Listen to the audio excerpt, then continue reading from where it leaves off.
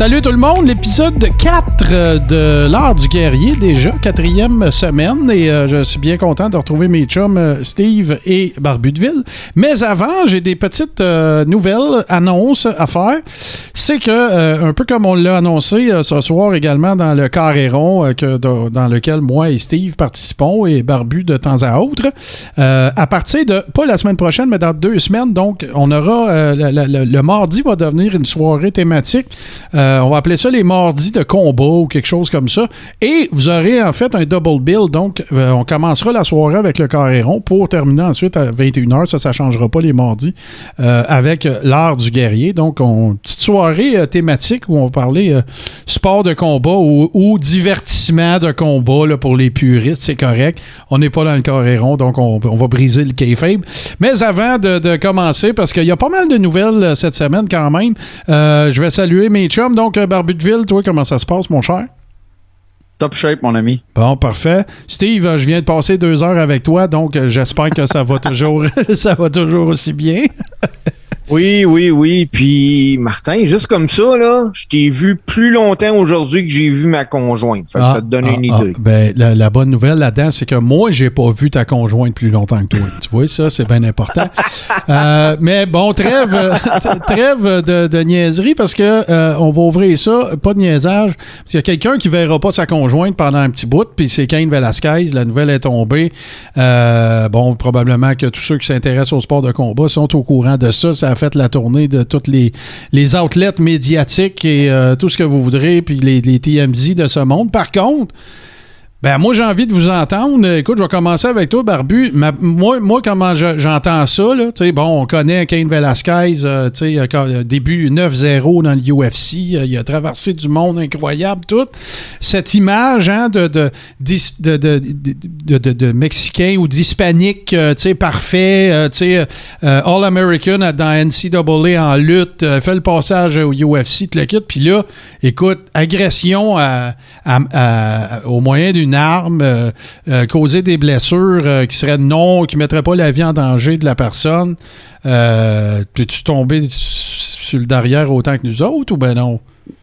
Ben absolument. Là, ça s'est passé à San Jose. Tentative de meurtre. Oui, tentative de meurtre, c'est ça, exact. Ouais, c'est ça, tentative de meurtre. Très, très, très surpris de tout ça. Vraiment surpris. Parce que Velasquez, ben, comme tu le dis, il représente tellement bien sa communauté. C'est ça. Ben oui, absolument. Non, vraiment sur le cul il était vendu de même. Tu sais, dans le UFC, il est vendu comme ça. C'est comme le All-American, mais d'origine hispanique, là, tu sais, parce qu'il c'est un Américain, là. Il est né aux États-Unis, mais tu sais, bon, le tattoo Brown Pride, tu sais, tout ça, puis clean cut, jamais d'histoire, tu sais, athlète modèle. C'est weird. By the way, ben oui, c'est très weird. By the way, il s'entraînait en Arizona, à l'Université d'Arizona pour la NCAA. Puis après, il a continué en Arizona pour le MMA avec un certain Matthew Riddle. Ah oui, pour les pour les amateurs de lutte, là. Oui. Ben oui, c'est ça. Là, il y a eu un passage aussi à l'AI, mais on en a parlé un peu dans le Carré rond tantôt, mais tu sais, Steve, toi, t'es tombé ses fesses toi avec, là? Ben oui, mais... Tu sais, là, la police affirme que Velasquez est impliqué, mais son rôle dans l'incident, il n'est pas encore clair. Là. Ouais, c'est ça. Mais, tu sais, moi, ce que je trouve dommage dans ces affaires-là, là, c'est tout le temps, tu sais, même si demain matin, là, on dit, finalement, il était juste présent, tu sais, il n'a pas tiré, pas rien. Qu'est-ce que tu faisais avec des chums qui se promènent avec des... mais les mots sont importants, OK? En anglais, là, la terminologie est la suivante. Il a été arrêté et inculpé, là. C'est pas brought in for questioning, là. Non. Arrêté et inculpé de tentative de meurtre. OK, là, il était inculpé. Là, c'est pas... c'est qu'il y avait eu une implication. Non. La seule chose qui circule dans les médias, c'est il n'y a pas de détails entourant the specifics of his arrest. Les détails de son arrestation sont pas clairs. Sauf que ce qu'on confirme, c'est qu'il a été arrêté puis booked. Donc, c'est ça, là. Tu sais, il est accusé, là. Il est inculpé de ça. À Morgan Hill, en Californie. Exactement. La fusillade a eu lieu en plein après-midi. Hey, ça veut pas dire qu'il a pas été pris dans quelque chose non plus, là. Tu sais, tout ce qu'on dit, là. C'était ça. Oh, ouais, on n'est pas en train de dire, hey, wow, comment ça, Cain Velasquez est un meurtrier. Non, pas ça qu'on dit. Non. Sauf que, tu sais, ça paraît pas bien, là, on va se le dire. Là. Ça paraît pas bien. Disons que ça laisse une trace un petit peu rouge sur un CV en noir et blanc. Cette affaire, ouais. Moi, ce que j'ai lu dans le UFC Today, il y a peut-être 45 minutes, on parlerait de road rage. Ça reste à voir. J'ai pas. Moi, dans ce que j'ai lu, j'ai pas vu ça. Mais écoute, ça, chose sûre, tu sais, le service de police qui arrête quelqu'un de connu comme Cain Velasquez, tu sais, il va avoir une conférence de presse, là. Tu sais, je veux dire, évidemment. C'est clair qu'ils vont expliquer c'est quoi qui se passe avec ça. Puis en plus, l'autre affaire, c'est que il a été booké sans possibilité de caution, là. Ouais. T'sais, ils n'ont même pas donné l'option, paye, sors sur un bail bond, puis on va donner ta date de procès. Là. Non. Là. Il garde jusqu'à procès, puis là, il va passer devant un juge demain. Là. On va en savoir plus. OK, ça, je ne le savais pas, ça fait une différence, là. Ça regarde pas bien. Non, c'est ça. Non, ça regarde pas bien, certain, là. C'est lui. Ça veut dire une chose, on va spéculer, mais en même temps, on va s'entendre, là. Si on dit tentative de meurtre, puis demain, il va passer en cours, c'est lui qui tenait l'arme dans les mains, là, clairement. Là. Je veux dire, ils disent tout le temps, si tu chauffais le char pendant un vol de banque, t'es aussi coupable que les autres.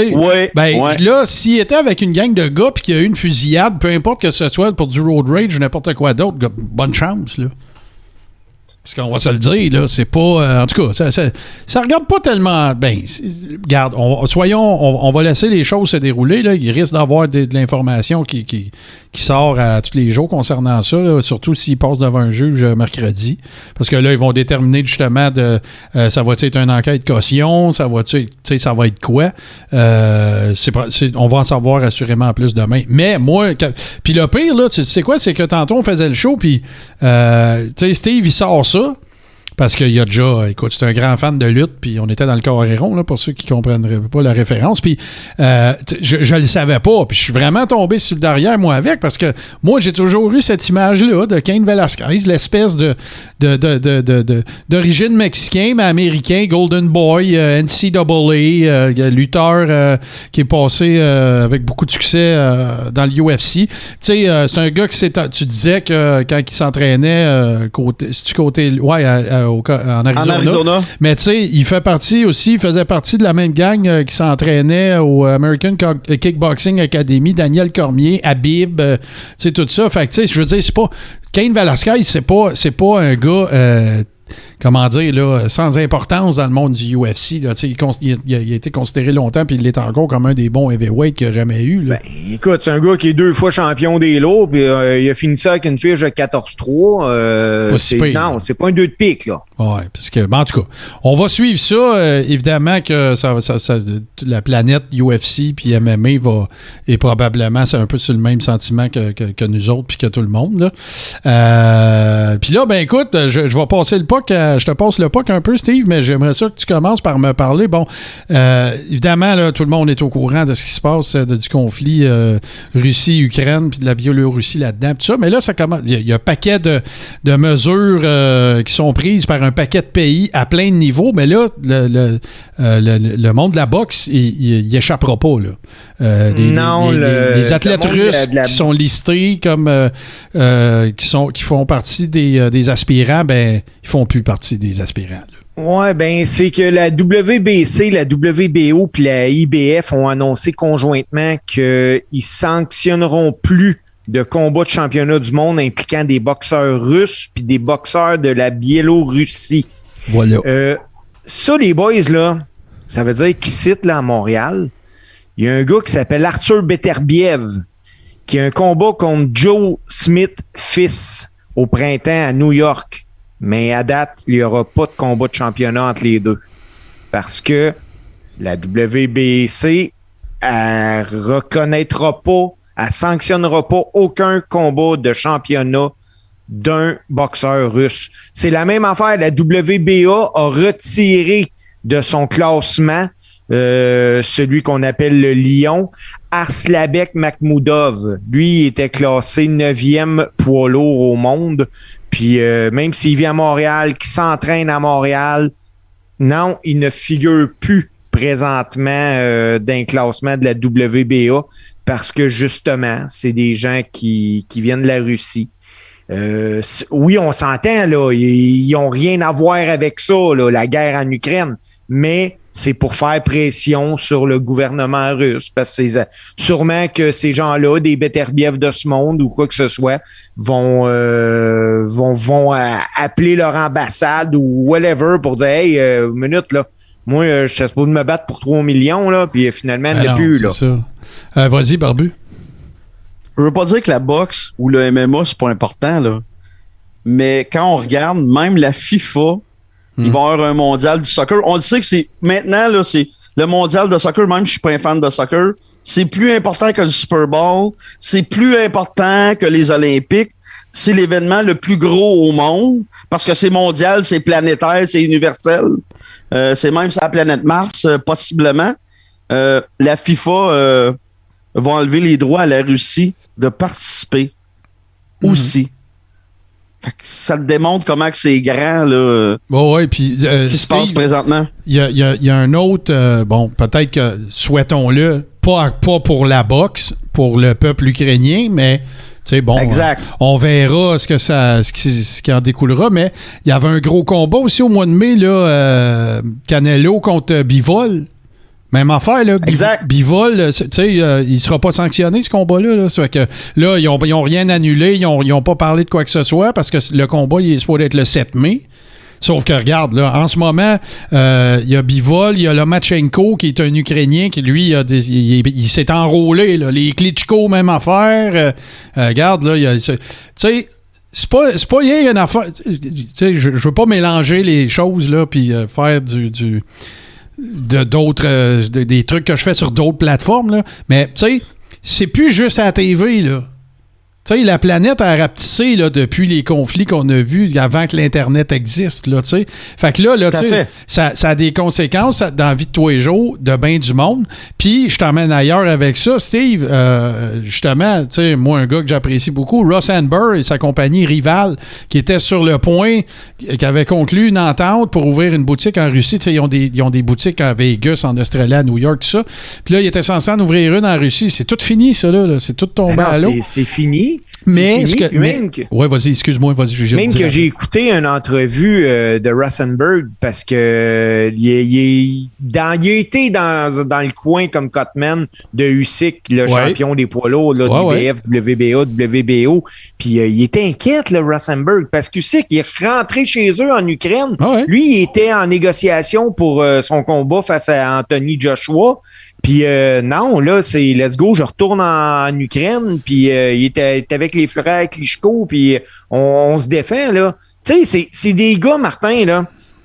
Puis Barbu, on est dans l'art du guerrier, là. Puis je veux pas arriver, puis guerrier, puis la guerre ou whatever. J'ai pas envie de tomber là-dedans, mais s'il y a bien des gens qui sont indépendants de fortune, qui auraient pu foutre le camp de là, c'est les Klitschko, c'est les Usyk ou quoi que ce soit, mais non, par conviction, sont là. Ils retournent chez eux. Ben, moi, t'en nommer. Je vais aller ailleurs. Là, on déborde du sport, puis c'est normal, là. C'est un événement planétaire, puis c'est tout à fait normal. Je vais aller plus loin que ça. Le président de l'Ukraine, le président des États-Unis, Biden, il a offert d'aller le chercher en avion. Ah, il a dit non. Il a dit non. Il a dit, regarde, la guerre, c'est ici. Ce que j'ai de besoin, c'est pas un avion, c'est des balles. C'est ça que j'ai de besoin. On est rendu là. Savez-vous ce que j'apprécie aussi beaucoup, c'est que, tu sais, Amber, dans les commentaires qu'il a fait sur la situation, tu sais, il dit, là, tu sais, il a pas dit, non, il prend le point de vue honnête d'un entrepreneur qui dit, écoute, on ne gagnerait pas de points de popularité si on investissait en Russie. Il y a un consensus, là, fait qu'on va se plier, là, tu sais, pas se plier, mais, tu sais, je veux dire, ça arrivera juste pas, puis il se compte pas de peur, là, puis il se dira pas, bon, on va voir comment ça va aller. Non, regarde, c'est fini. Moi, je trouve ça... un autre athlète aussi, écoute, je veux vraiment pas cannibaliser son nom, mais Série Boachuk aussi, qui est même, écoute, 20 victoires, une défaite, 20 knockouts, même affaire, s'en retournant en Ukraine, puis il s'est enrôlé, puis that's it. Hey, c'est pas des jokes, là. C'est pas... on n'est pas en train de parler là, d'une petite affaire quand même. Puis là, écoute, dans le même reportage là, auquel que je regardais, tu sais, il y a plusieurs athlètes. Là, il y en a un qui était en skeleton au Jeu de Pékin, Vladislav Eraskevich. Il est allé s'enrôler. Sergei Stakovski, c'est un joueur de tennis. Yaroslav Amosov, qui fait du MMA. Puis Amosov, ouais. Puis Boachuk aussi. Boachuk, pardon, qui sont enrôlés. Puis tout, c'est capoté. C'est spécial, pas à peu près. Là. Amosov, qui est un excellent prospect pour le Bellator en passant, qui n'est pas au UFC, mais c'est une belle organisation, le Bellator. Là. Puis Amosov, c'est un up-and-comer à surveiller en plus d'un très, très bon. Là. De ce que je comprends aussi, Steve, peux-tu me confirmer ça? Moi, je suis allé sur Ring Magazine. Là, à date, c'est juste la WBC qui donne pas de nouvelles à personne au sujet de potentielles sanctions. Là. Les 3 sur 4. Mais WBC, encore, c'est l'enfant boiteux, là, le cheval boiteux de la patente encore. Oui, ben c'est que la WBC, WBO puis la IBF, ils ont annoncé aujourd'hui conjointement que les 3 entités sanctionneront plus de combats de championnat du monde impliquant des boxeurs russes et de la Biélorussie. Il doit y avoir distorsion dans ce que j'ai lu parce que le seul qui n'a pas répondu aux questions là-dessus, c'est Suleiman de la WBC. Il n'aurait rien dit, lui. En tout cas, de toute façon, 3 sur 4, mais je voulais surtout exposer encore le fait que c'est encore la WBC qui fait des affaires un peu weird. Mais la WBA, eux autres, ont été encore plus loin en retirant même du classement. Là. Tu sais, si t'es classé numéro 2, mais t'es un boxeur d'origine russe, t'es plus là. Ils t'enlèvent. Ah non, c'est ça. Puis, tu sais, écoute, là, je veux dire, moi, c'est... à l'âge, tu sais, je veux dire, je suis à l'âge adulte, là, tu sais, on se rappellera du Koweït, on se rappellera, tu sais, d'un paquet de conflits qui ont eu lieu, que on n'était pas à l'époque ou à l'ère de l'information comme on l'est là, tu sais, je veux dire, ça se passe en direct sur Internet, là, tu sais, c'est pas juste, tu sais, genre à la télévision quand tu regardes les nouvelles, puis on en saisit encore plus comment dire, la portée. Puis, ouais, c'est ça, tu sais, à quel point ça a des répercussions un peu partout. Puis, tu sais, là, on parle plus du sport de combat, mais c'est une bonne affaire, là, parce que c'est ça que ça prend, là, justement, c'est qu'il y a un consensus pour dire à l'agresseur, regarde mon pit, là, c'est pas ton meilleur move, celle-là, là, c'est qu'est-ce que t'es à faire. Fait que, non, c'est ça, écoute, en tout cas, profitons-en pour souhaiter le meilleur, en tout cas, à ces athlètes-là, puis que, tu sais, qu'eux autres, ils font ce que leur courage leur indique de faire, puis écoute, souhaitons que ça se passe bien, puis que, tu sais, ils puissent, que ça dure pas trop longtemps aussi, puis qu'à un moment donné, ben la vie... Il me semble que ça fait 2 ans qu'on n'arrête pas de dire ça, que la vie reprenne son cours, mais bon, regarde, on verra ce que sera ce que sera la normalité par la suite. Il y a les Klitschko aussi, là, qui ont été très, très vocaux aussi, puis écoute, il a circulé des photos, des voix en uniforme. Vladimir Klitschko est le maire de la capitale de l'Ukraine. Oh oui, absolument. Il est le maire de Kiev. Oui, absolument. Exactement. Absolument. Fait que, en tout cas, regarde. Bon courage à tout ce monde-là. Puis, écoute, on va continuer quand même, nous autres, du mieux qu'on peut, de parler d'autres sujets. Puis là, ben, je te passe un peu à rondelle, mon barbu, parce qu'il y avait UFC Vegas 49 en fin de semaine. Puis là, tu te frottes les mains parce que on en a parlé un peu hors micro, mais t'as vraiment trippé, là. Conte-nous ça un peu. Qu'est-ce qui s'est passé, là? Ouais, vraiment solide. En direct du Apex Center, évidemment, le centre d'entraînement du UFC de Dana White, des frères Fertitta, à Las Vegas, dans l'État du Nevada, évidemment. On avait le UFC Vegas 49 samedi passé. Et puis, ça, c'est un gala, je vous dirais, les gars, c'est un gala pour les vrais fans d'un MMA, là. Pas les casual fans qui vont triper sur McGregor ou sur les frères d'hier. J'ai rien contre ça. C'est correct, ça amène de l'eau au moulin, ça amène de l'argent. Mais en fin de semaine, samedi, c'est un vrai gala pour les fans, les vrais fans de MMA. On avait un gala avec des up-and-comers, des jeunes loups, des gars. Je vous donne un exemple. Terrence McKinney. Terrence McKinney, c'est un gars de l'Ohio, 27 ans, qui se battait contre un Français qui vient de Marseille, Faraz Ziam. McKinney, 27 ans, Ziam, 24 ans. Ces deux gars-là, en vérité, sont pas supposés de se battre un contre l'autre. Mais samedi, ils se sont battus un contre l'autre. Puis c'est sûr que ces deux gars-là, ils se battent à 155 livres. On va les revoir un contre l'autre. Puis on va les revoir peut-être une deuxième, puis une troisième fois. Puis ça va ressembler à une trilogie. Bon, ben cette fois-là, McKinney, c'est deux gars qui se battent debout. McKinney a gagné par soumission. On l'a pas vu arriver. Les gars pleins d'énergie, c'était beau à voir. C'était vraiment un gala de jeunes loups, puis c'est ça qui était beau. Je regarde un Chinois aussi qui vient de Hong Kong, Zhu Rong. On l'appelle le zombie parce que sa défensive, c'est son menton. Il a 21 ans. Ben, il a perdu contre le Chilien Bermudez. Ignacio Bermudez. Bermudez, c'est comment je pourrais dire ça? C'est l'enfant chéri du UFC.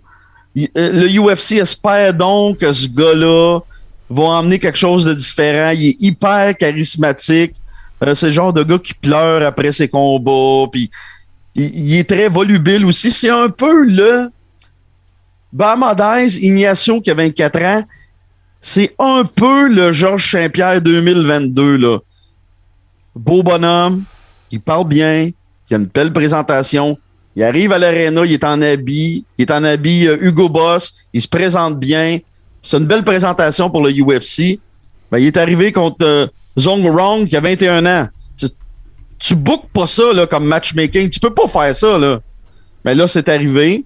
Puis Bermudez, Ignacio, encore une fois, il a prouvé sa valeur. Il a complètement découpé Zong Ru, qui est tough. Là. Zong Ru, c'est tout un client. Là. Ben, il a fini par le soumettre. Puis c'était beau à voir. Ça fait drôle à dire, là, mais c'était beau à voir. Puis t'avais aussi Tsakuran, un Russe, qui se battait contre 25 ans, qui se battait contre Joel Alvarez, 28 ans, un gars de l'Espagne. C'est plutôt rare, les Espagnols, là, en MMA. Le Russe Tsakuran a gagné par TKO, un gars de Moscou. Né à Moscou, habite encore à Moscou. Ce qui était drôle pendant l'UFC Vegas 49, ils n'en ont pas fait mention de... Bon, on parlait de l'Ukraine puis de la Russie, ils n'en ont pas fait mention, mais le décor en arrière de la cage était aux couleurs de l'Ukraine tout le long. Puis quand ils ont présenté les combattants russes, on voyait pas le drapeau des Russes. C'est ce qu'ils ont fait. Bon, je trouvais ça un peu drôle parce que les animateurs en ont pas parlé. Les Michael Bisping, les Joe Rogan, les Joanne Anik, c'est des gars qui sont habitués, là, qui roulent, les Paul Felder. Ils en ont pas parlé. Ils en ont pas fait mention. Zip, zéro. Je trouvais ça un peu bizarre. Mais probablement que ça a été dit par la famille Fertitta puis Dana White de pas en parler. On voyait en arrière du décor des couleurs de l'Ukraine. Clairement, le jaune et le bleu, là. Clairement. Puis on a eu, c'est ça, ces combats-là, ce soir-là, c'était magnifique. Le combat de la soirée, ben c'est pas les jeunes loups, c'est non plus Makhachev qui a battu très très rapidement Bobby Green, même si j'avais choisi, je dois le mentionner là, les boys là. Je vous avais dit que Bobby Green gagnerait, mais... Je me rappelle là, que vous aviez sorti ça. Ça avait aucun sens, ce combat-là, que Bobby Green revienne une ça semaine y est, après. Là. C'est parti, ça y est. Hey, mais... On a un show. Là, je vais t'en donner un show, là. Quelle décision de jambon de l'entourage de Bobby Green d'accepter ce combat-là rapidement. Non. Steve, excuse-moi. Non, oui, c'est une décision de jambon. Mais le vrai call de jambon, c'est Barbu qui pensait qu'il était pour gagner. Ouais, mais moi, là, je voulais donner un show, puis ça me faisait plaisir. Mais Bobby Green, il a accepté. Moi, te le dire pourquoi il a accepté, là. Comme tu dis, l'entourage du jambon, là. Bobby Green, il a accepté 400 000 de jambon dans le jambon Green, blanc là, bien cuit.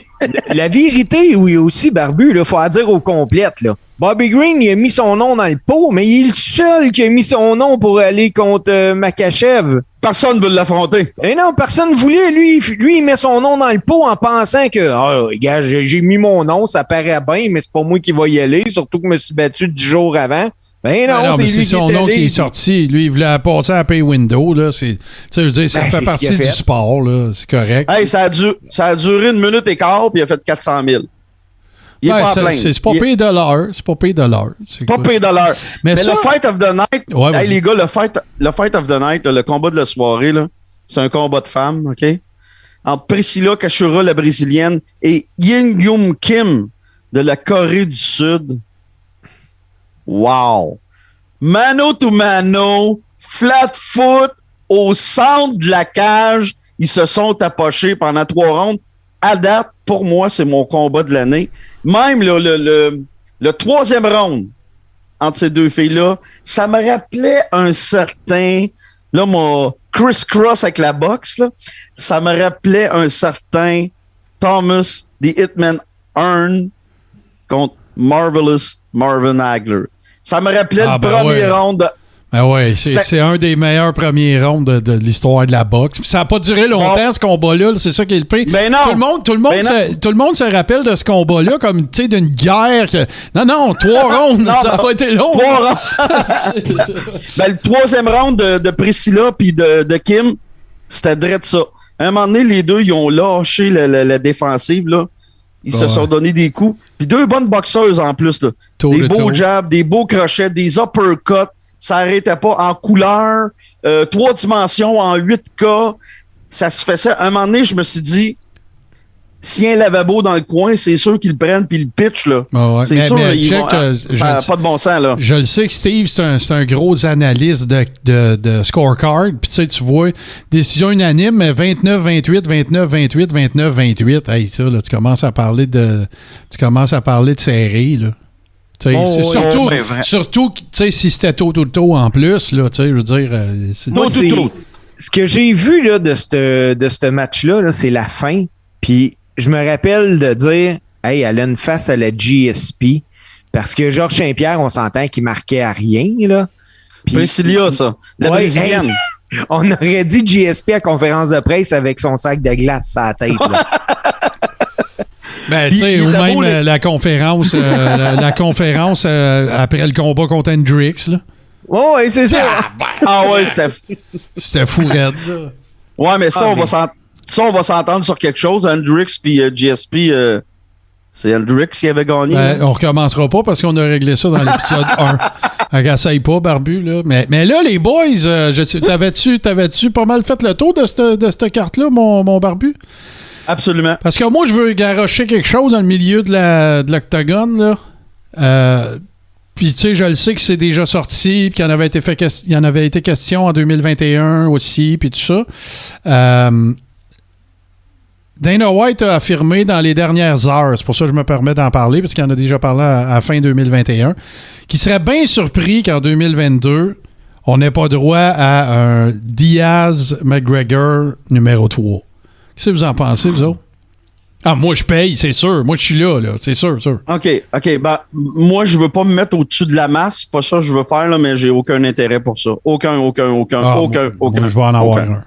Sais-tu pourquoi il va avoir lieu, le combat? Parce qu'il y a plus de monde qui pense pas comme toi et qui vont être là. C'est sûr. Non! Si moi, je suis pas le public cible du UFC, là, clairement, là. Tu sais, moi, en fin de semaine, là, j'avais un bonheur à regarder ça, mais ça n'a pas été payant, là. C'était au Apex, puis il n'y avait pas un maudit chat. Je le sais. Non. Je le sais, là, que ça va être payant, Diaz, puis McGregor. OK. Je vous le demande. Attends un peu, Steve. Je commence avec le Barbu. Tu vas avoir ton tour après.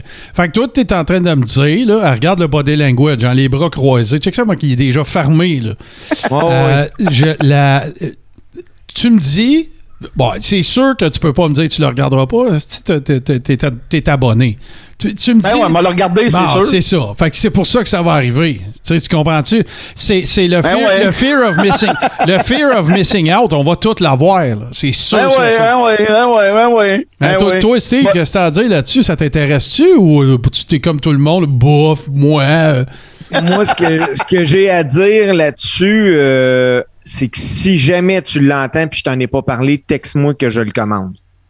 Ben non, c'est ça. C'est exactement c'est ça. simple de même. Je veux le voir. Puis qu'on dise ce qu'on veut, McGregor, là, il me donne le goût de l'écouter, le UFC. Parce que c'est soit qu'il va avoir une performance incroyable ou qu'il va se faire fermer 2 yeux. Il n'y a pas de juste milieu avec Conor. Il n'y a pas de match plate, Conor McGregor. Puis c'est ça que j'aime, moi. Puis non, je veux le regarder. Puis écoute, tu me dirais, après ça qu'on va faire un McGregor contre Poirier 3, ben je vais l'écouter aussi. Ouais. J'aime ça, moi. Non, mais c'est parce qu'il y avait bien des observateurs, puis même, écoute, ça avait sorti un peu là, dans le temps, que, tu sais, dans le fond, ce que Diaz voulait faire, c'était d'affronter Poirier avant de prendre sa retraite. Mais là, tu sais, McGregor, c'est comme déjà pas réglé, mais tu sais, il y en a eu 2. Il y a Diaz aussi. Tu sais, parce que on s'entend que, tu sais, ça, c'est une opinion, vous connaissez ça plus que moi. Mais, tu sais, le gars qui a le plus besoin de ce combat-là, c'est Diaz, là, c'est pas McGregor, là. Tu sais, je veux dire, c'est. À moins qu'ils veulent, bon, écoute, là, c'est un rubber match, là. Mais, tu sais. Il va y avoir assez de monde qui vont acheter ça pour que ce soit très rentable pour toute proportion gardée. Là. On le sait, McGregor, ça y sort par le nez, mais pas Diaz. Là. Il y en a, mais c'est pas pareil. Là. Non, c'est pas pareil. Là, je me fais penser aux amateurs de lutte professionnelle là, qui suranalysent ça puis qui parlent contre la I. Quand je parle de ce combat-là, je me fais penser à ça. Parce que moi, je sais très bien que McGregor puis Diaz, là, aujourd'hui, dans les 155 livres, là. Non. Ils sont loin. Là. Non. Barbu, là, arrête. Ils font même pas le top 10, là. Non, mais là, on parle pas d'un top 10. On parle de Diaz contre McGregor. Puis je veux pas être plate. McGregor, il est pas capable de refaire 155 livres. Aujourd'hui, il paye 195 livres cote. Ouais, puis ce gars-là va se rebattre à 170. Mais c'est un gars qui se bat normalement à 155. En haut de ça, il mais il est plus capable de faire ça, là. Mais non, mais c'est ça. Est-ce que vous vous rappelez du dernier combat de Nick Diaz? Moi, je l'ai pas vu, son dernier. Écoute, moi, j'ai tout le temps de la misère à me rappeler, j'ai-tu vu Nick ou j'ai vu Nate? Je suis pareil comme toi. Nick, là, c'était contre Robbie Lawler il y a 2 mois. Puis c'était d'une tristesse sans fin, là. C'est ça. Ben, regarde, OK, je vais te dire où c'est que je te rejoins. Je vais te dire ce que je te rejoins. J'espère juste, Barbu, où je te rejoins, c'est que si ça se passe, faut pas que ça soit un freak show. Tu comprends? Faut pas que ça soit un freak show. Sais-tu quoi? McGregor, là, il est pas encore rendu à cette étape-là. Non. McGregor, c'est encore un bon combattant. Nick Diaz, c'est rendu un freak show. C'est ça le problème pour moi de ce combat-là. Nick Diaz, il est plus shape, là. C'est fini, là. C'est fini. Peut-être, c'est ça, mais en tout cas, tu sais, justement, c'est pour ça que je te dis, tu sais, faut reporter les choses dans leur contexte. C'est que, tu sais, c'est pas 2 gars qui veulent monter au classement. C'est pas. Non, c'est une guerre d'attrition que tu veux finir, tu sais, puis c'est deux personnalités. C'est pas t'as pas le vieux routier puis le contender, puis t'as pas les match-ups classiques, là. Là, c'est comme. Non. On règle ça, là. Il n'y aura plus jamais après, là. T'sais? Non, ça va être un catch-weight, probablement.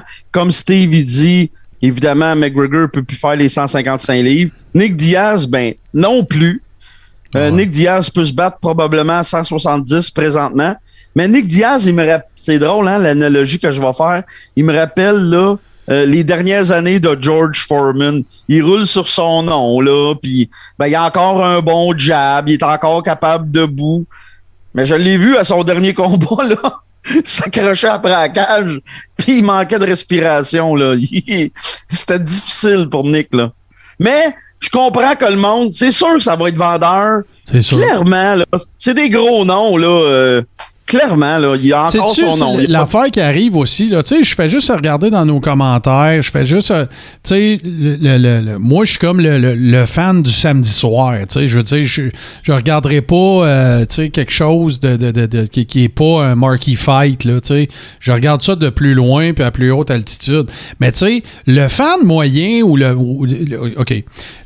ça, c'est une opinion. Le niveau de connaissance du sport de ce qu'est maintenant le fan moyen dans l'MMA est bien plus élevé que ça l'était quand moi j'étais plus fan que je le suis maintenant. Mais au-delà de ça, c'est pas juste au côté du fanbase que c'est comme ça. Tu l'as très bien dit tantôt. Ceux qu'on considérait livre pour livre les meilleurs combattants du UFC aujourd'hui sont plus là. Tu sais, je veux dire, ils compétitionnent même plus avec ces gars-là, probablement. Fait que c'est sûr que l'aspect nostalgique redevient pertinent dans un contexte où est-ce qu'on sort d'une pandémie depuis 2 ans. Tu sais, là, le fan de sport de combat, il a faim en tabaslac, là. Tu sais, Dana, il va t'en mettre des combats de contender, puis tu sais, pas le choix de faire affronter ces deux gars-là, puis des match-ups qui n'ont pas le choix de se passer. Mais c'est sûr. Quand tu vas au cirque, là, hein, ben, t'as les clowns, t'as les acrobates, mais t'as le gars qui se met dans la bouche du lion aussi. T'sais, ça te prend tout pour faire un gros gala, là, machine. Là, fait que Dana, c'est un des meilleurs promoteurs sur la Terre. C'est le Vince McMahon du MMA. Facile. Fait que ça va arriver. Il va arriver des affaires de même, c'est sûr. Ben, tu l'as dit, c'est exactement ça. C'est le Vince McMahon du MMA, clairement.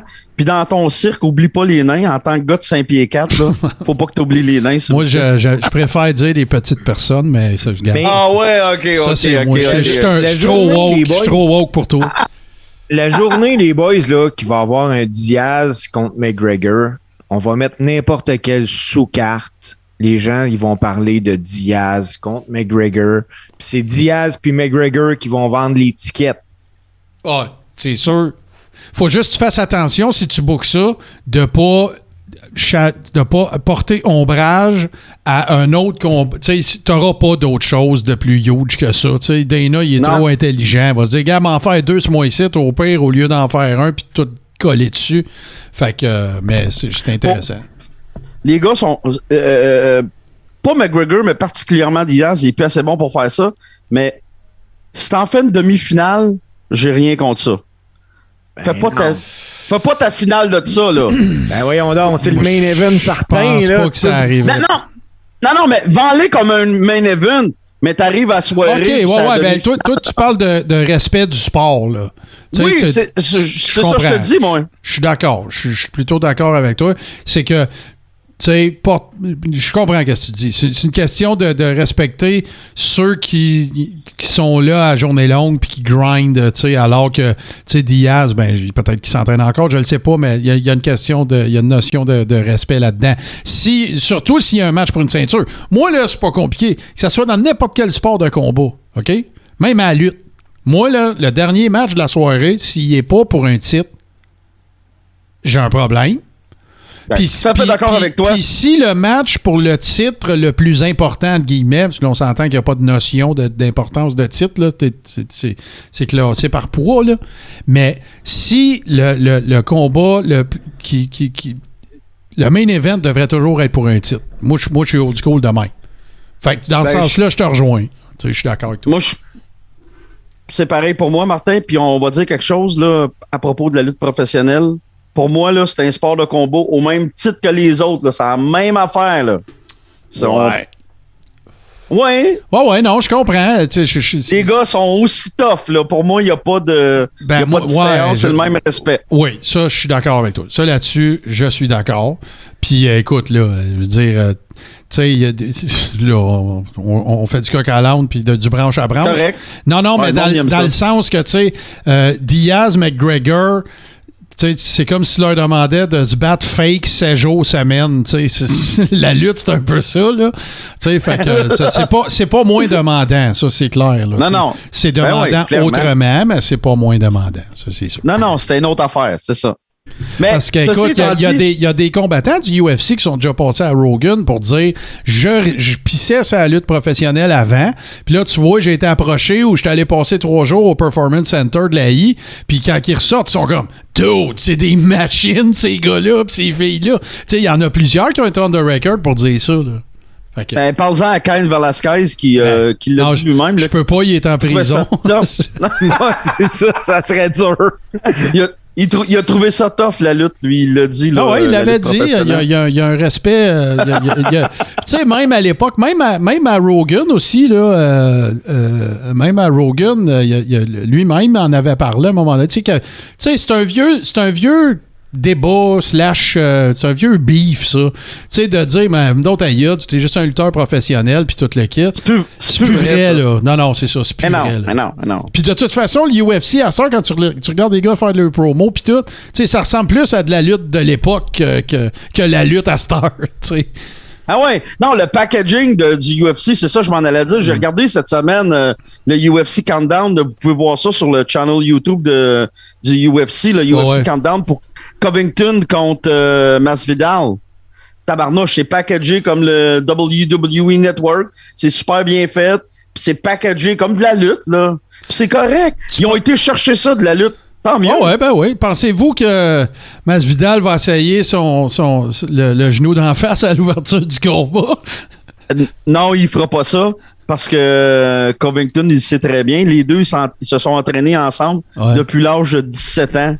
Depuis que Masvidal, il était dans les rues avec Kimbo Slice. On a tous vu là, les vidéos sur YouTube là, de Kimbo Slice puis Masvidal qui était là, qui avait 17-18 ans. Il s'entraîne au ATT American Top Team depuis ce temps-là. Il est rendu à 37 ans. Il s'entraîne depuis ce temps-là au American Top Team. Puis il s'entraînait avec Covington depuis... Ça fait juste 1 an que Covington s'est séparé d'eux autres. Là. Les gars, ils se connaissent par cœur. Persuadé que dans la première minute, il l'essaye. Moi aussi, je suis sûr. Je suis certain, moi, avec. Tu peux pas l'essayer. Non, la meilleure cachette, c'est in plain sight. Tu sais, la meilleure manière de te cacher, c'est devant tout le monde, tu sais. Fait que là, tu penses... Fait que là, tu sais, au poker, il y a un terme, tu sais, le double reverse. Un double reverse, là, tu sais, ça veut dire, bon, Covington, il va se dire, il le fera pas, parce qu'il sait que je le sais qu'il va le faire. Fait que Masvidal pourrait se dire, ben non, il va se dire ça, fait que moi le faire, tu sais. Oui, là. Ça vient mêlant, là, je le sais, là. Je vais vous en donner une shot que j'avais entendue à un moment donné. Derek Jeter qui est au match des étoiles. Puis avant le match des étoiles au baseball, les gars ont tout le temps un souper la veille, tout ça. Puis il va avoir un lanceur, puis il dit toi là, il dit ta maudite balle rapide. Il dit j'ai jamais été capable de frapper ça. Il arrive à la plate, c'est ce lanceur-là. C'est quoi la première balle? Une balle rapide. Il a expédié ça de l'autre bord. Puis bye, merci. Hey, Jeter, il courait et but en disant je savais que tu m'aurais envoyé ça. C'est bon, ça. C'est qui le lanceur, tu t'en souviens? Je suis sûr qu'il va l'essayer, là. Ben, tu sais, il l'a fait contre Ben Askren, mais faut se dire une affaire, là. Ben Askren, là, c'est le gars le pire debout de l'histoire du MMA, là. Le gars, il a pas de main, là. Il a aucun striking. C'est ça, là. Mais dans la pure tradition de la lutte, là. Il l'a prouvé là, quand il s'est battu avec Logan Paul. Là. Mais le pire, c'est que, tu sais, justement, j'ai hâte de t'entendre là-dessus parce que on va se le dire, là. Tu sais, pour se battre la gueule, il était solide en salle, par exemple. Là, parce que tout le hype qu'il y a eu autour de son arrivée dans l'UFC, puis tout le kit, puis qu'il était pour faire ci, puis qu'il était pour faire ça, puis toute la patente, il était bon pour le sport, c'est juste que, tu sais, il a pas livré, entre guillemets, là. Je suis pas en train de dire qu'il n'y a rien là, faire du UFC. C'est avec tout le respect qui se doit que je dis ça. Mais tu comprends ce que je veux dire. Il était bon pour le sport, mais la balloune, elle y a pété d'en face un instant, là. On va faire une analogie, puis c'est drôle. Hey, à soir, on parle de lutte professionnelle. Ben Askren est au MMA, ce que CM Punk a été au MMA. Ben, c'est vrai ça, affaire. Je m'en allais dire, exactement. La seule différence, c'était que Ben Askren, dans son CV, il y avait des credentials, il y avait des accomplissements sportifs que sans rien enlever à la lutte professionnelle, vous le savez, je suis un fan fini, mais sans rien enlever à ce que CM Punk a réussi à faire, mais tu sais, il y avait un pedigree fucking différent de celui de CM. Autrement dit, c'était plus probable que ça arrive à CM Punk qu'à Ben Askren. C'est ça mon point, là. Ouais, mais en même temps, on a vu un Brock Lesnar qui est arrivé de la lutte, qui a bien fait. On a vu mais non, Barbu, tu peux pas dire ça. Le gars, c'est un All-American, 2 fois NCAA à la lutte. C'est pas pareil, là. CM Punk, il a rien fait, là. Il buvait de la liqueur, là. Tu sais, je dis, tu peux pas dire que CM Punk, c'est comparable, là. Mangeait des Mr. Freeze. Il buvait des sacs en jus devant le Perrette chez eux. Tu sais, Brock Lesnar, lui, il s'entraînait 12 heures par jour. C'est pas pareil, là. Ben, ouais, OK. Il y avait Josh Barney aussi, mais il était NCAA, lui aussi. Non, CM Punk a fait la ECW quand même, là. Mon respect, là. Ben oui, mais non. C'est pas pareil. Non, je le sais. Là, Barbu essaye de faire de la marde. Regarde ça, on appelle ça un gars qui essaye de se sortir parce qu'il s'est mis le pied dans la bouche. Ben ouais, c'est ça. Mais tu sais, comme. Je le sais. Tu sais, je veux dire, tu sais, tu pourrais dire, c'est parce que je cherche son nom, là, c'est Santos, celui que Conor McGregor il a gelé genre en 19 secondes. Là. Comment il s'appelait, là? C'est une légende. C'est Aldo. José Aldo. Aldo, c'est ça. Tu sais, un peu, tu sais, je veux dire, c'est capoté. Moi, c'est une des affaires qui me fascine de plusieurs athlètes. Tyson, t'es un peu comme ça aussi, avant que sa ballonne pète, lui, avec. Mais, tu sais, il y en a des athlètes qui ont le knack pour gagner avant le combat, là. Ouais. Tu sais, je veux dire, tu t'enlèverais le son, là. Tu sais, comme je te l'ai dit l'autre fois, tu sais, moi, je fais ça. Ouais. Tu mets pas de son, puis tu regardes qu'est-ce qui se passe, le body language, le setup de la patente, juste le face-to-face, puis le touch glove, toutes ces affaires. Tu le vois qu'il est pas là. Tu le vois, Aldo, qui est comme « Oh, shit! » tu sais, c'est comme « On me faire tuer! » tu sais. C'est ça qui transcende de cet échange-là. Puis tu sais, McGregor, ça n'a pas d'allure comment il s'est battu à gueule avant ce combat-là. C'était débile, là. C'était du grand art, là. Puis il est arrivé là, puis qu'est-ce qui est arrivé? Exactement ce qu'il avait dit. Tu sais, c'est spécial, là. C'est vraiment spécial. Mais d'ailleurs, Aldo, il se bat encore, puis il est encore en forme. Mm-hmm. Puis là, il s'essaye pour les 145. Il va très bien, en plus. C'est un phénomène de la nature aux Aldo. Oui, puis moi, j'y enlève rien. Là, quand je dis ça, je suis pas en train de reléguer Aldo au rang de jambon. Là. Pas en tout. C'est juste que il y en a des athlètes, ça peut être dans plusieurs sports aussi, que ils ont cette capacité-là d'être à leur pic au moment où il faut qu'ils soient à leur pic, puis de tout organiser alentour d'eux autres pour que tout les amène vers le pic. Tu sais, c'est comme... Puis dans cette soirée-là, ce combat-là, McGregor, c'est exactement ça que c'est pas... Il n'y avait rien pour l'arrêter, là. Rien, là. Ah, clairement. Puis écoute, là, c'est ça, de la manière que... De la façon que ça s'est passé, ben... Tu veux y dire au gars, c'est... Tu sais, ça me fait penser à un chum, à un moment donné. On est écoute ça, là, c'est coq à l'âne, mais c'est pour faire une image de ce que je veux dire, OK? Moi, là, j'ai un chum là, qui était tout le temps chanceux dans tout. Tu sais, il y a un tirage d'un tournoi de golf, il y a des affaires. C'est tout le temps, lui, OK? Ben, à un moment donné, il y a un tirage dans un tournoi de golf, puis c'est rendu au gros prix de la veillée, là. OK? Ben lui, il se lève, puis il s'en va vers le stage. Là, tout le monde, il dit, qu'est-ce que tu fais là? Je m'en vais chercher mon prix. Ben Chris, c'est son nom qui sort! OK? Ben, le pire... Le pire, les boys, là, c'est que McGregor, là, il a fait ça une couple de fois. Moi, je me rappelle contre Cowboy Cerrone, là. Ça n'a pas été long, là. Non. Il est rentré là-dedans, une couple de coups d'épaule d'en face, puis ouais, let's go, là. Tu sais, je l'ai dit l'autre fois, moi, ce qui me fait triper, c'est un gars quand les babines suivent les bottines, là. Puis McGregor, ben, ça en est un souvent, là. Ouais, mais regarde en même temps, tu sais, puis je veux pas, tu sais, c'est sûr que là, il n'y a pas juste Conor McGregor dans l'histoire du UFC, là. Mais, tu sais, il a essayé de faire la même affaire avec Khabib, là. Puis t'as-tu vu que la dynamique était pas pareille? Puis Khabib, il était fuck all impressionné? C'est ça. Ça n'a pas marché. Tu sais, moi, je vais vous donner un exemple, là, ici, à la boxe locale, là. Au deuxième combat, Stéphane Ouellet contre Dave Hilton. Quand Hilton a passé tout le pré-combat, là, les conférences de presse, tout, dire à Ouellet, tu reviendras pas de la volée que je viens de te donner, là. Voyons, Stéphane, embarque pas dans les rings, tu sais ce qui va arriver. Troisième, quatrième round, poc, fini. Ah non, c'est sûr. Il avait joué dans la tête. Ah, ben, moi, y aller encore. Je vais continuer avec ce que tu dis, Steve, à la boxe. Vous allez vous rappeler de ça. Il y avait un up-and-comer, un jeune recrue là, qui est en train de monter, Alain Beaumenu. À l'époque, Alain Beaumenu, là, il avait une maudite belle fiche, là. Puis un soir, il a rencontré un vieux de la veille, un de mes boxeurs préférés, qui est pas c'est un journeyman, là. Gaëtan Hart. Il est arrivé ce soir-là au centre Paul Sauvé. Il est arrivé, c'était rose à la tête.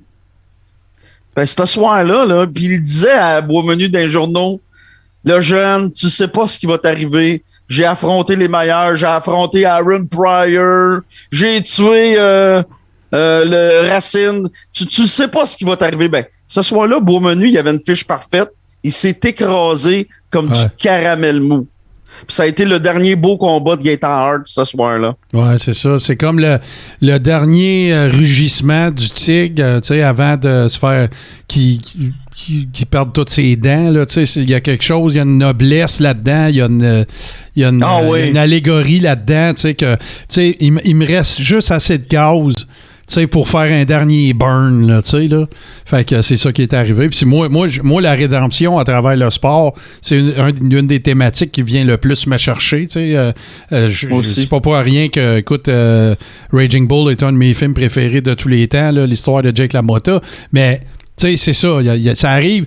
Des fois, il y a des moments que le temps se suspend, puis que tu as un athlète qui était, qui a eu toutes les gloires du monde, de qui on rit depuis des années, puis l'étincelle, elle se reproduit, puis là, bang, les lumières se ferment. Puis dans le box, ça arrive plus souvent. C'est ça l'affaire. Hey, m'en revenir sur mon... Steve, je te laisse aller après, mais je veux juste rouler sur Jake LaMotta, puis... parce que ça me rappelle Gary Carter, brûlé, fini, qui avait été avec les Mets, gagné la Série mondiale, avec les Giants, les Dodgers. Il avait joué partout.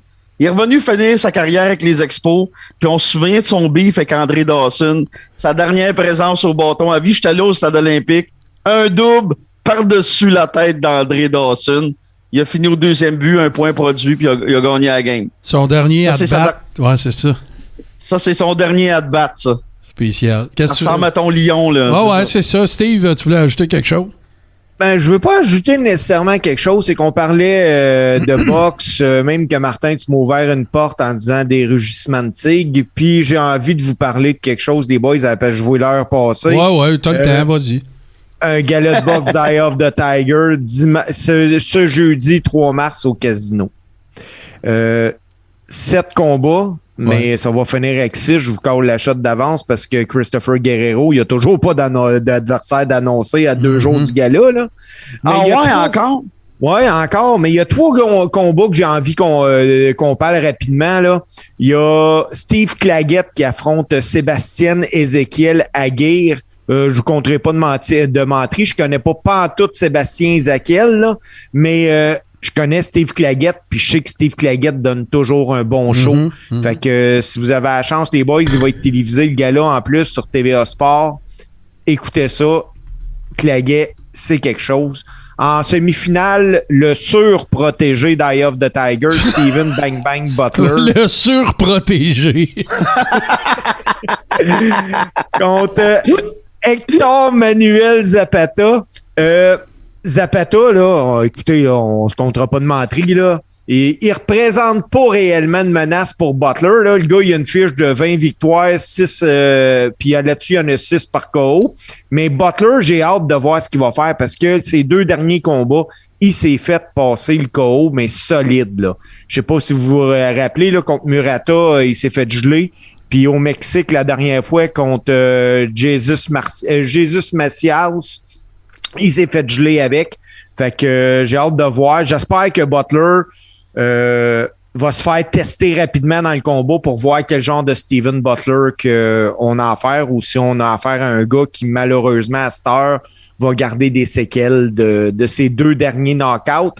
Finale du combat du gala, c'est Eric Bazian face à Reynaldo Paniagua pour le championnat des mi-moyens de la NABF. Mais là, c'est là que je vais arriver, boys. Ben, je veux vous confier quelque chose que j'ai découvert.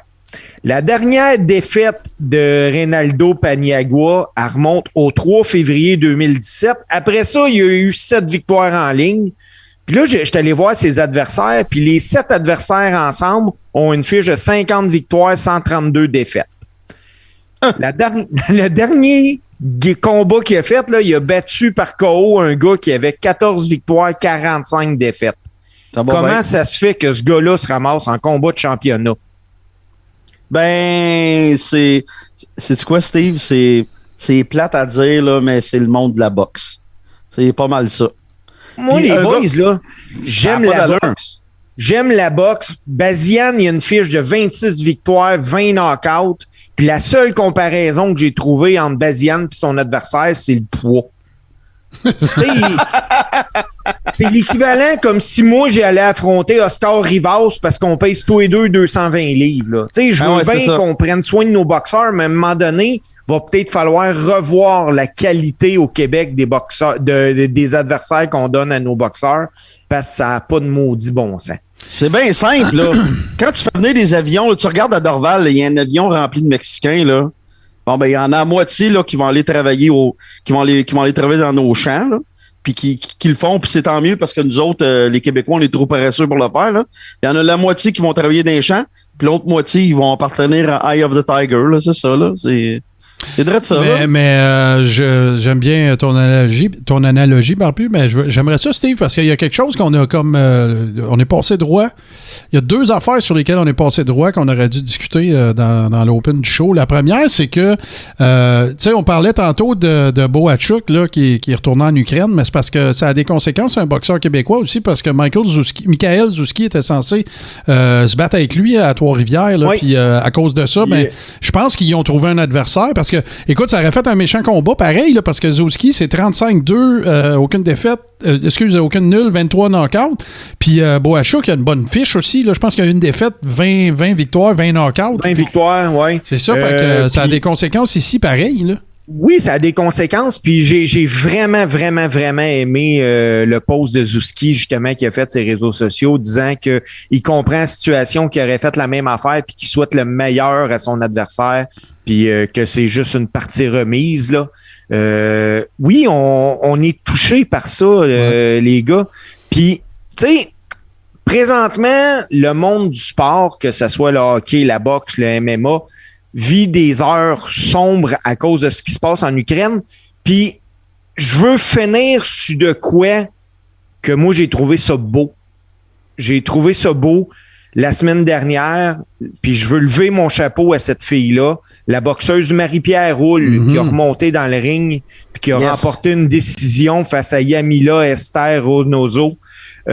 Marie-Pierre Roule, sans donner tous les détails, on sait tous comment son dernier affrontement avait terminé. Une victoire tragique par la suite.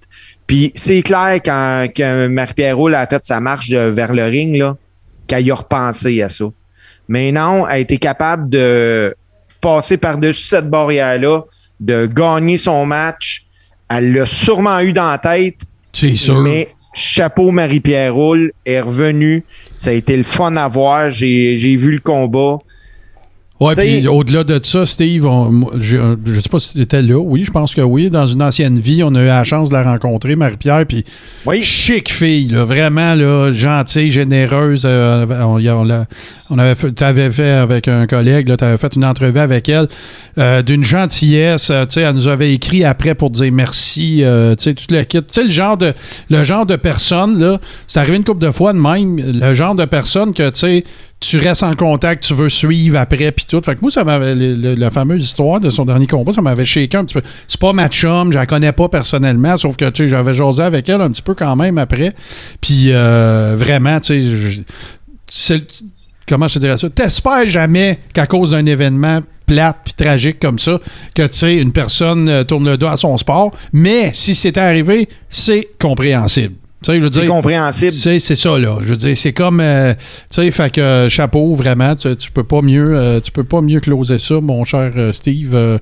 Félicitations à Marie-Pierre Roule, puis j'espère que, justement, tu sais, c'est un peu... Tu sais, je veux pas faire de comparatif plate. Il y a rien qui peut, tu sais, ramener la personne qui a perdu la vie, puis tout le kit, puis...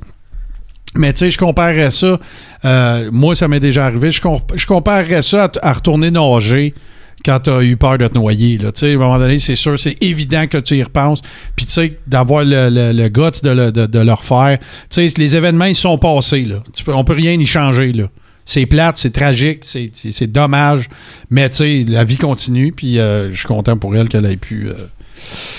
qu'elle ait pu remonter dans le ring, que ça soit bien passé, puis gagne ou perd, là. C'est une victoire pareille, là, ce qu'elle a vécu. C'est une victoire. Juste d'être là. Non, c'est ça, exactement. Barbu, qu'est-ce que tu vas watcher, qu'est-ce que tu vas surveiller pour nous autres cette semaine, à part, comme nous tous, probablement, les nouvelles du procès de Cain Velasquez demain? Je vais surveiller surtout le UFC 272 en direct du T-Mobile Arena qui va être plein au bouchon, qui est déjà sold out. Anyway, la finale entre Colby Covington et Jorge Masvidal. Puis là, tu vas voir le coup de genou, le knee lift, round 1 en ouvrant, il part à cause. Écoute, de voir ça. Là, Martin, avant que tu closes ça, là, c'est important. Parce que Barbu, je pense, à date, t'es 0-3. Donne-moi donc ta prédiction, Barbu, pour ce match-là. Bon.